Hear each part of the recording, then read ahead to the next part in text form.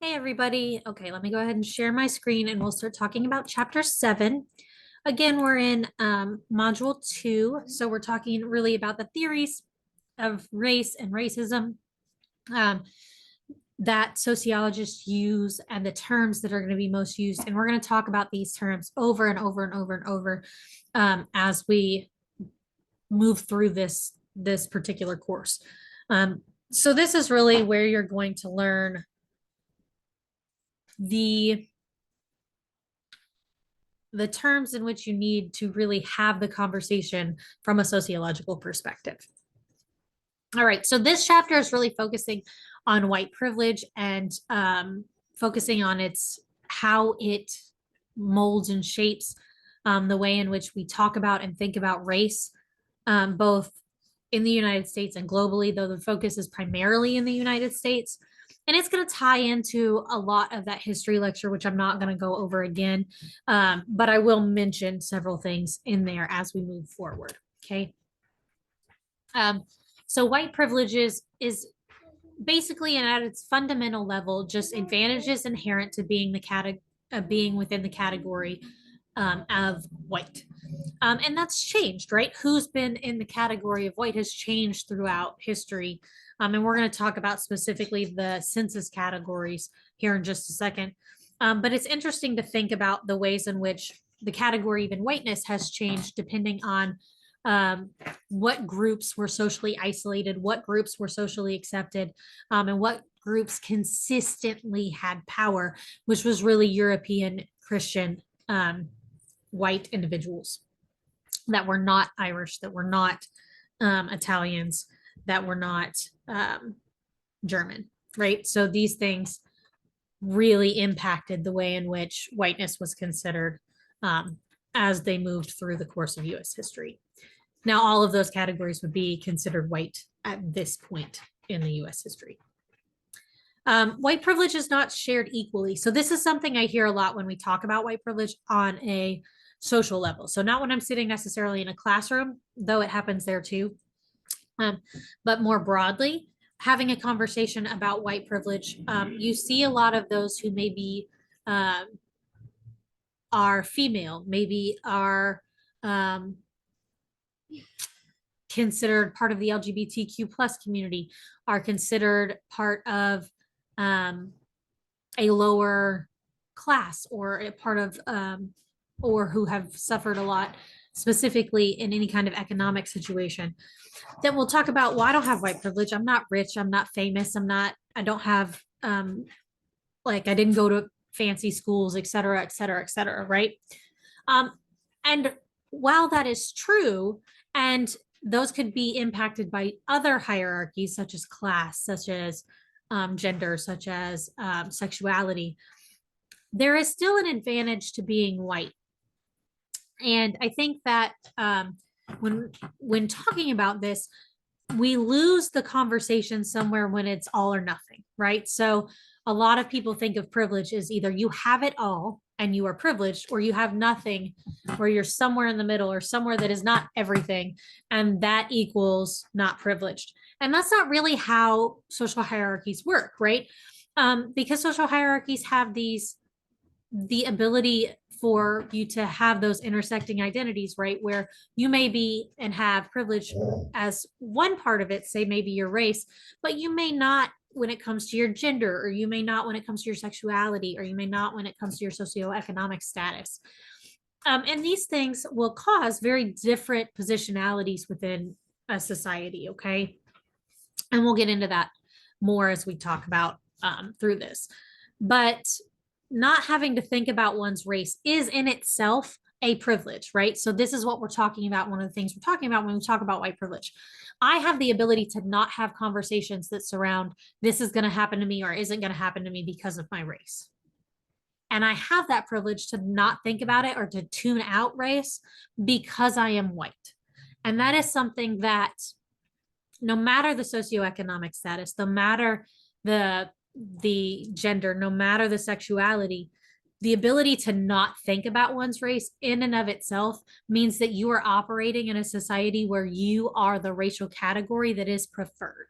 Okay. And that is the easiest, kind of most straightforward privilege to talk about when you're talking about white privilege, right? Is the ability to not even think about the privileges you might have or the opportunities you might be allotted, and or the just in general not having to think about your race as part of the way you walk through every day.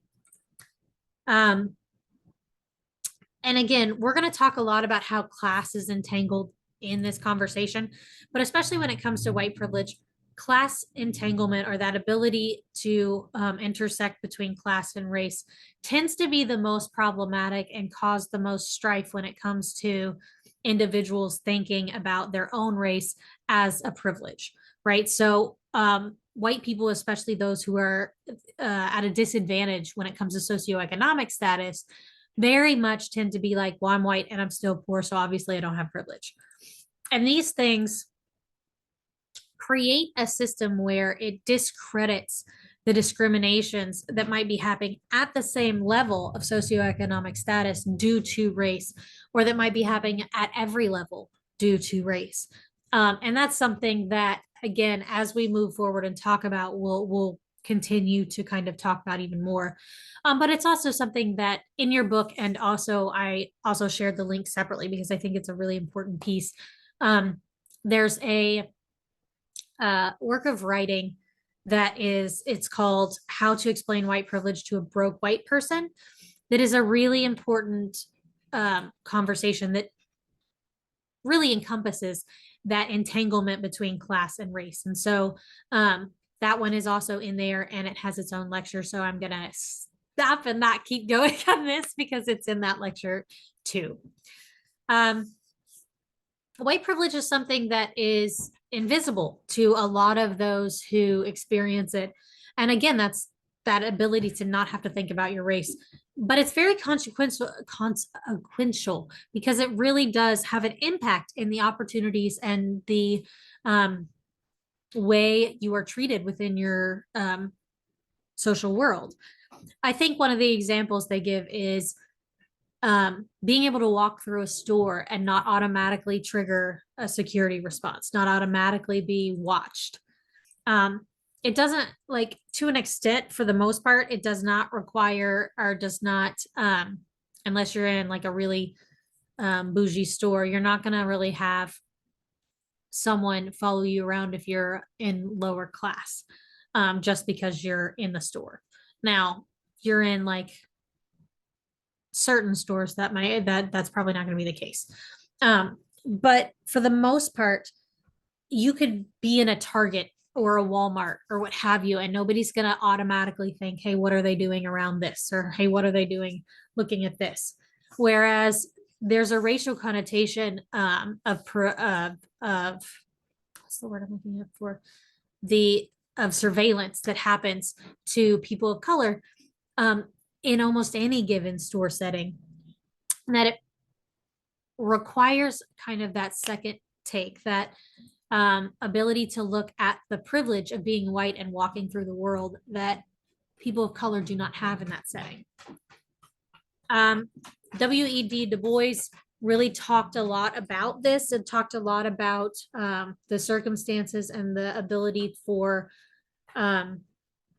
white workers to kind of disenfranchise themselves from the dominant group, or to privilege themselves with the dominant group and kind of side with them, instead of alienate or aligning with Black slaves.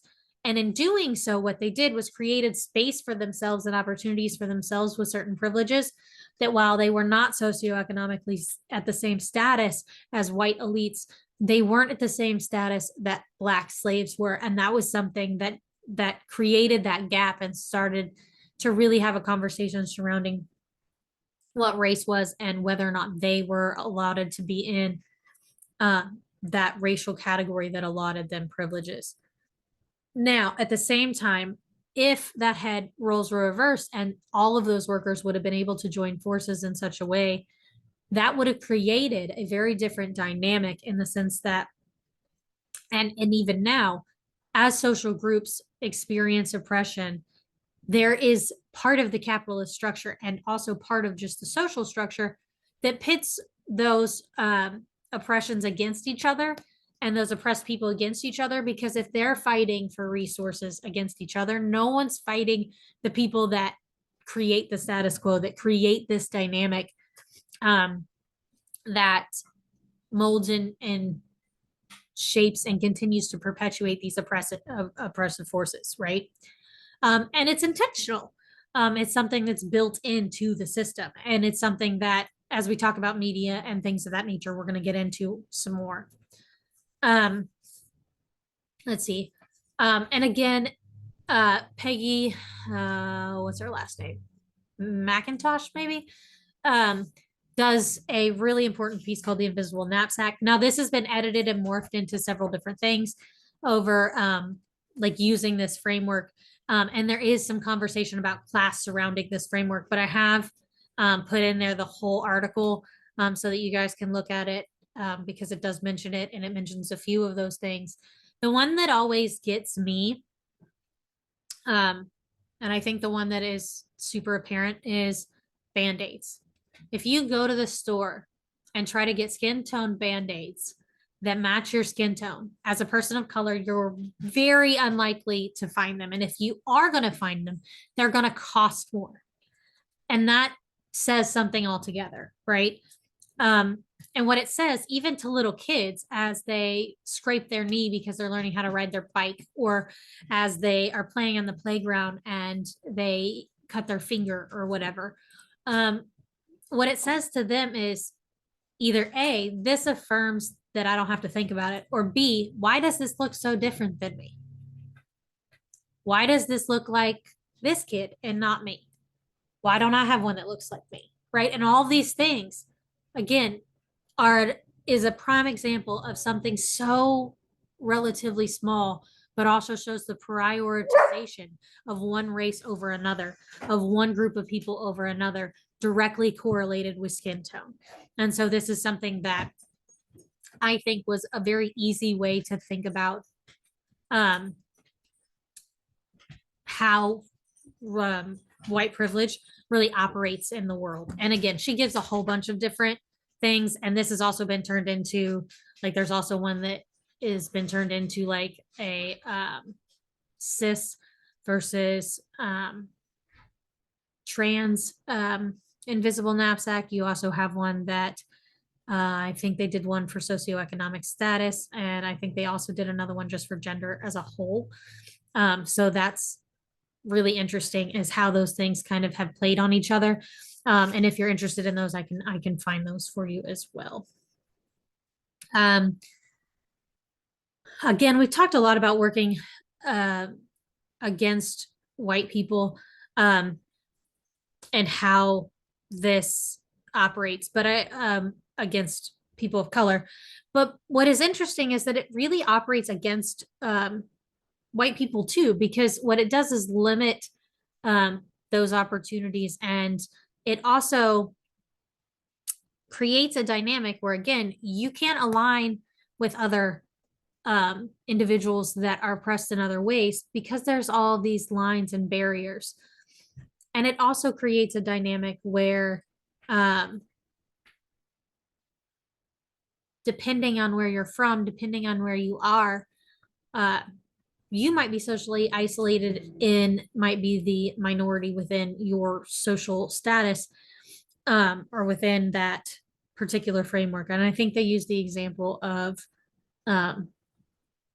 like very urbanized school settings. But again, even within those working against white people, it's doing so in a way that says, hey, you're different than me, but you're different than me because you're going to be allotted things that I'm not going to be allotted, right? And so I want to be very clear. White privilege is not something that works generally in a negative way for white individuals. This is something that works to provide them opportunities, to provide them advantages, to provide them with the inability to even think about those advantages and opportunities. All right.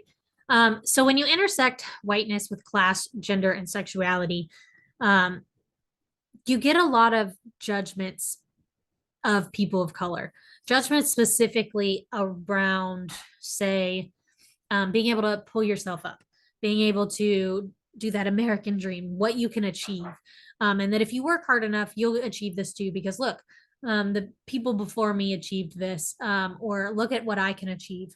And what it denotes is this idea that everyone has always had the opportunity for the American dream, which is not the case, right? Like, again, the majority of US history included slavery. That's the polar opposite of the American dream, right? And while it is part of American history and it built American dreams for white people, it did not do so in the same way for people of color, and it continues to not do so for people of color. And this is something that is a really big conversation to have, because again, what it's saying is that, well, if one person of this particular group can do it, then everybody can do it. And it fails to mention the amount of opportunities, the amount of social networking that might have been involved, the amount of people just going to bat for you that not everybody has, right? Not everybody is going to have that teacher that knows somebody who knows somebody that helped you get into the school you wanted to go to, which allotted you that job opportunity, which got you out of the particular class that you were in, right? And that's, again, not to discredit any person of color who has succeeded, because their work and their the amount of, or even any white person who has, but it also needs to be tied into and have a conversation surrounding the ways in which opportunities are geared towards white people and not towards people of color. That does not mean you don't have to work hard. It means that if you work hard and you still don't have the opportunities, you likely are still not going to get there, because you don't have the opportunities to show that your work is going to pay off in some way, and or get the opportunities for promotions or job security, or someone to listen to you if you have an idea, or someone to notice a talent that you have, right? All of these things require a specific kind of social networking that generally ostracizes people of color. And we'll get into that again some more when we talk about work. We talked a little bit in the last thing about how neighborhoods impact people of color. But just as a reminder, the institution of housing that we have in the United States directly is a result of Jim Crow, is a result of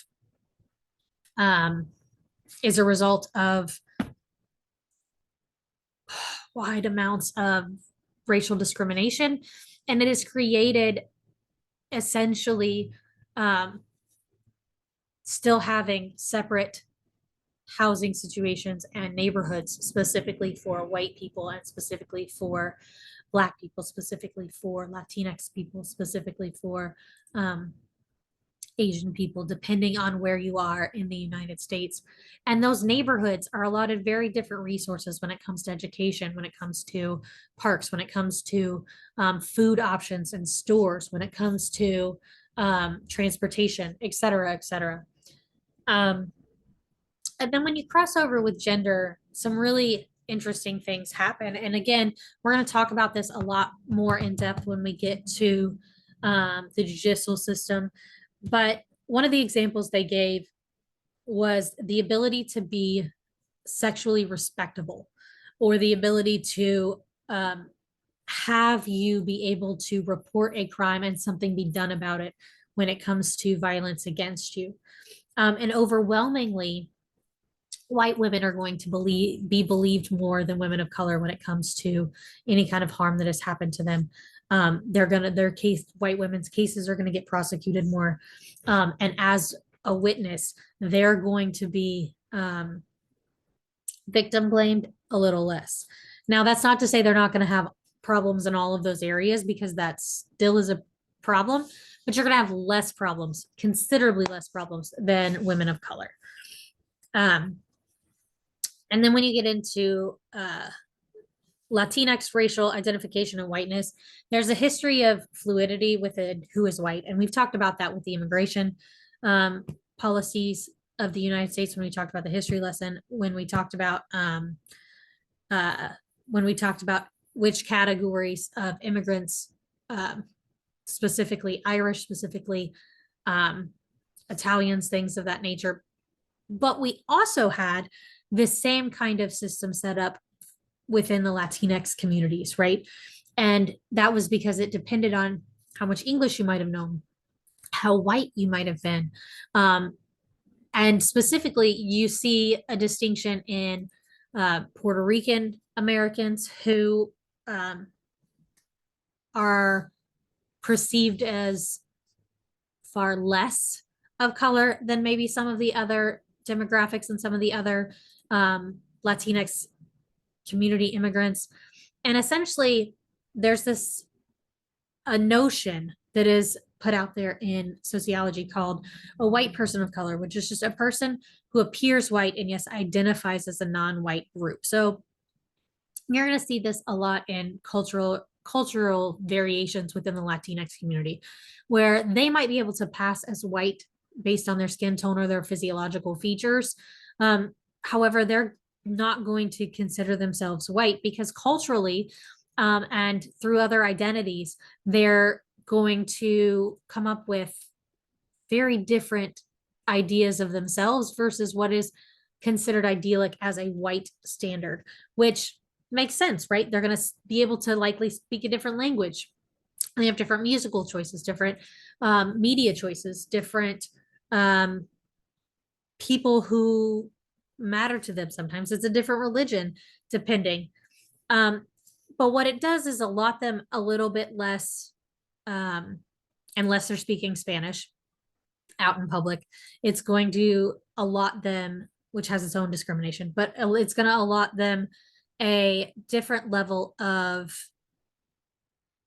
passing within society, or the ability to pass as a white person so that they don't have to combat certain discriminations that are outright. And again, that's going to come with opportunities, but also some consequences, right? Because if there's an assumption that someone is white and they don't meet that criteria, or someone starts speaking a different language or what have you, there's a level to which there is a social betrayal that is felt, and then that can come with harm, that can come with violent consequences, that can come with really outright discriminatory practices. And that's not to say that that betrayal feeling is right at all, but it is something that consistently has happened in the United States. All right. When we talk about Arab Americans, we talk about being white or feeling white, because this is something that for a long time did not have its own racial category within the census or within any kind of public document. And what it did was allot them that ability to check white. But unfortunately, due to usually religion, there was a significant amount of discrimination, significant amount of alienation, to which created its own categorization. And that's kind of something that consistently happens when you have people who may appear lighter skin toned, but don't fit some kind of other demographic, or how religion might intersect with race, et cetera, et cetera. And they're going to come up with another categorization in order to promote a specific negative image of a group. And specifically, this happened post 9/11. It was happening before, but very, very dramatically post 9/11 in America. And essentially, what it did was ostracize Arab Americans very similarly to how Japanese Americans felt when after Pearl Harbor, right? So this, and while Arab Americans didn't get put in internment camps the same way Japanese did, instead, what happened was a lot of hate related crime, a lot of, and still is happening, a lot of shootings up of mosques, a lot of violence being done in cultural spaces where these individuals might operate, and a lot of just really big fear mongering and hate messaging towards these particular groups and the immigration of more individuals from these particular groups. And essentially, what is created is this idea that while they may be legally white, they're socially brown.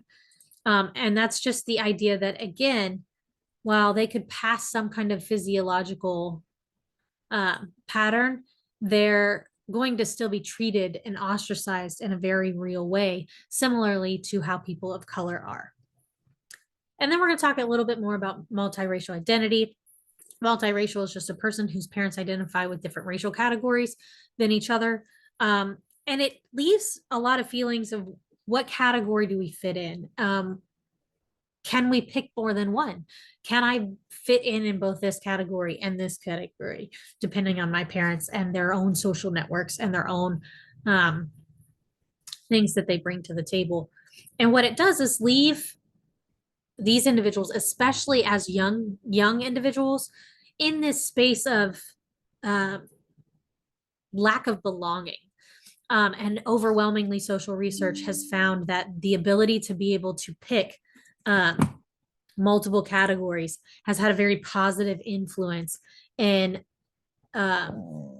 making these individuals feel more seen and more heard. 13% of the marriages in the United States at this point are between people of different racial categories. And again, I'm going to remind you that that's very distinct different categories.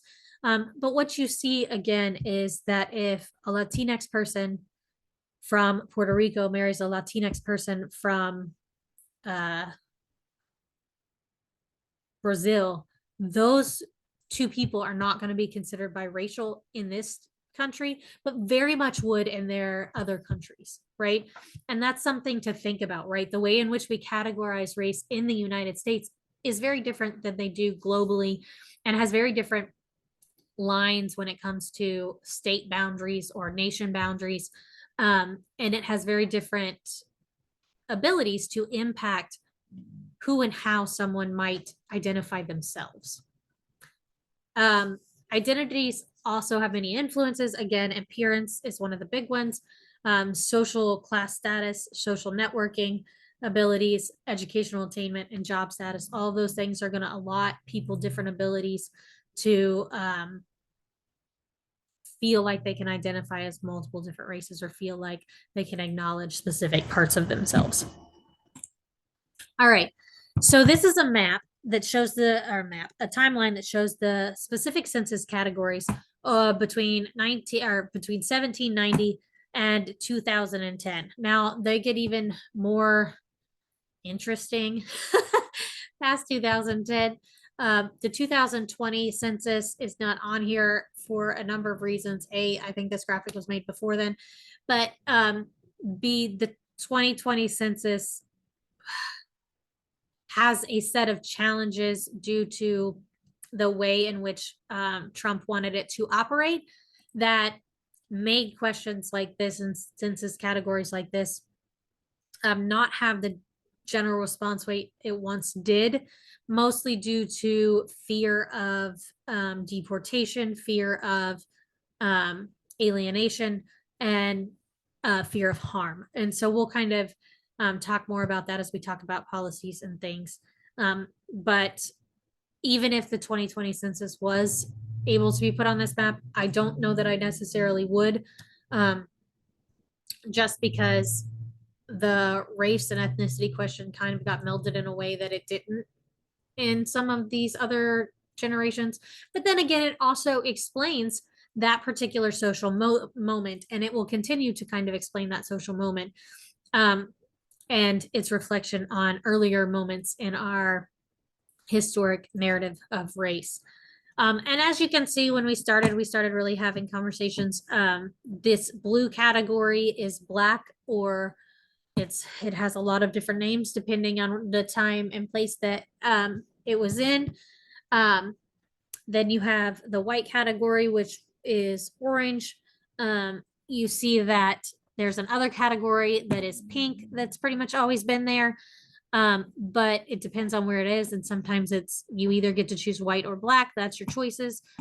Then you have any kind of, it started with Chinese, But then as we were intending to stop the immigration of Chinese individuals to America, it became more of the Asiatic categories.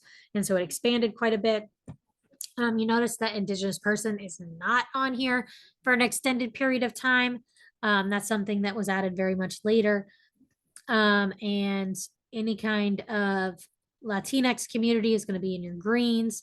And your yellows, I believe, is Indigenous people. And so it took, even though Indigenous people were here before white people were, it took till 1960 before they became a category, a racial category on the census. And so, again, this is going to show you the ways in which race and the categories of race have changed in America, and how much of a um, social dynamic plays into who is considered white, who is not considered white, and how many different racial classifications we have in categories and boxes that we can put people in, or that we do put people in at a societal level. And this is just a really good example of something that shows why race is a social category. It's why race is something that is socially constructed and not something that is fixed. Because if it was fixed, all of these things would look the same all the way across. But it is directly correlated with what is happening in the United States, with what kind of policies are happening, and with who they're trying to maintain distance from or ostracize in some way.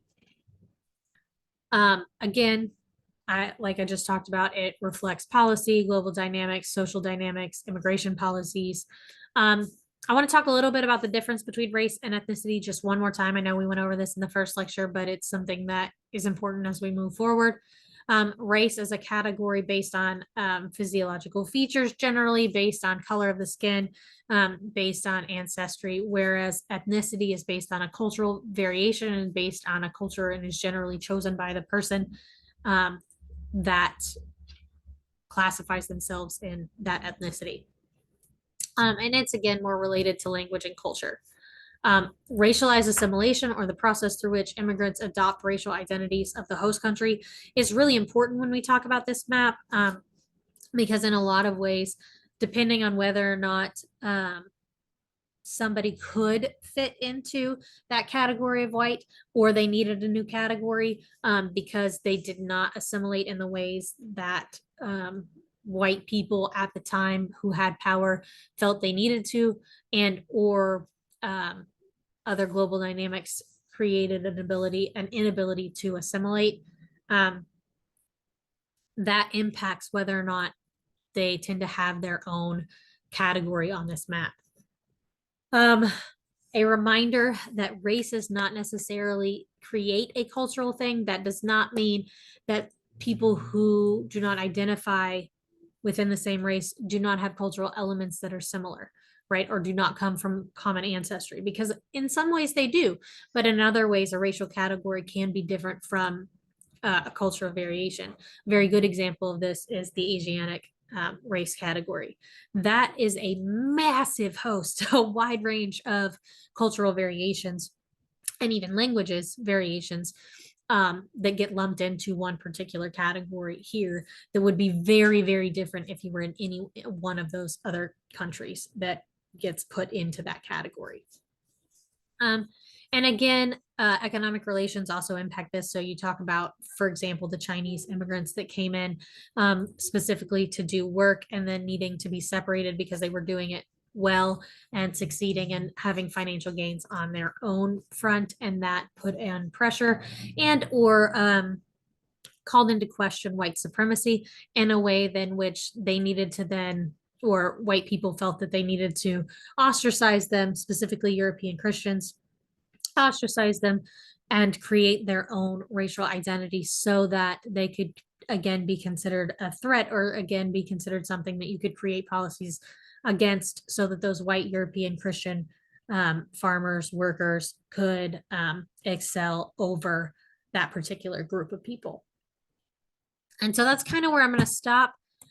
When we get back, we will talk a little bit more about the Being Indigenous book, and particularly the Brown Enough book. And I put these two books in there, and we do chapters of all of this because while this textbook I think does a really good job about having conversations surrounding um, maybe the difference between white privilege and Black people within this country, sometimes the indigenous narrative and or the narrative of those who would consider themselves Latinx or would be labeled as Latinx gets lost in the shuffle. Excuse my doggies, they're going to bark and I'm going to get off here now. All right, so we will see you back soon.